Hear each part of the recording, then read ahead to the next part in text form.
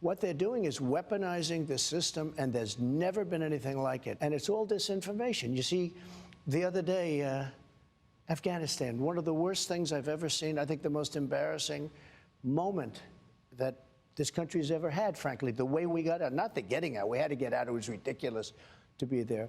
And I had that so good, so tight, so tough. I spoke to the leader, Abdul. I said, Abdul, if you do anything, you're going to get hit really hard. Literally, he said, but sir, why? Why? He goes, why, oh, why do you send me a picture of my house? I said, you'll have to figure that one out, Abdul. But we didn't have one death in 18 months. He knew, not one death. And then to see the way we got out, like we were surrendering, like taking the military out first, leaving $85 billion worth of equipment behind, giving up Bagram. I was going to keep Bagram. I was getting out, but not for Afghanistan. It's 1 hour away from where China makes its nuclear weapons. It's one of the biggest Air Force bases in the world, I think the biggest, with runways that go 10,000 feet. I was keeping that because of China, not because of Afghanistan. Right. And they left everything. They left in the dark of night. They left the lights on. They left the dogs, by the way. You know, the people say about the dogs. They left the dogs. Everyone, you know, the dog lovers, and you got a lot of them. I love dogs. You love dogs. But they left the dogs. People said, what? One of the first questions I got, what did they do with the dogs? Mostly German Shepherds. They left them. What they did, the way they got out, was so horrible. Okay, everybody knows that was their plan. That had nothing to do with me. I was getting out, too. We would have gotten out with strength and dignity. And what happened? They got out. And the other day I hear, yeah, it was Trump's fault. Oh, that's right. It was Trump.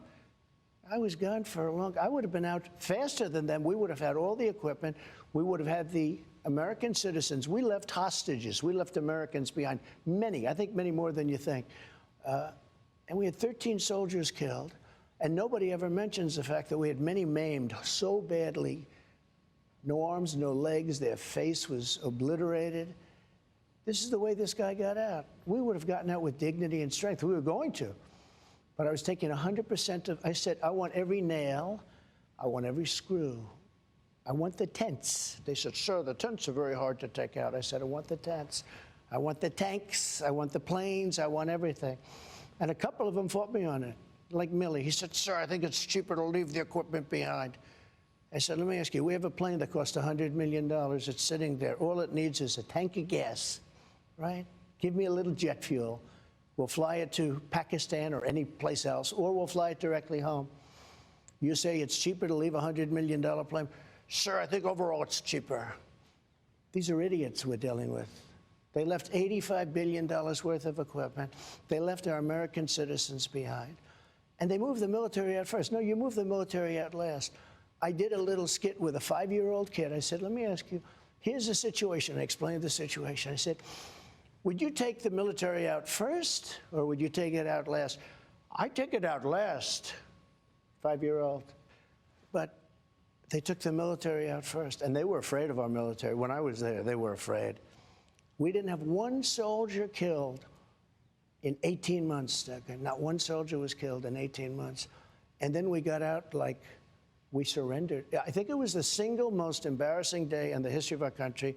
It was totally their fault. They didn't go by anything because, you know, we had a system of getting out. But if the Taliban, in particular, the Taliban, because that's where the action was, right? When I called Abdul, the press went crazy. The fake news went crazy. Why did he call an enemy? I said, well, it's Jesse James. I used to ask him, why did he rob banks? He said, that's where the money is.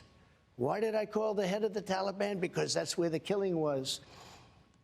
And he's there now, Abdul. I'm sure he likes me. He called me Your Excellency. I don't know if he calls Biden Your Excellency. Probably. I mean, you know, they're one of the largest arms dealers now in the world. They're selling the $85 billion worth of it because they only need 5% of it. Of course. They're selling the equipment. They're one of the largest, I think, second arms dealers. Brand new helicopters, brand new airplanes, brand new tanks. Unbelievable what we left behind. We ran, and there was no reason to. I had them. I could have stayed there for 5 years if I wanted to. I wanted out. 21 years was enough. I wanted out. We shouldn't have been there in the first place.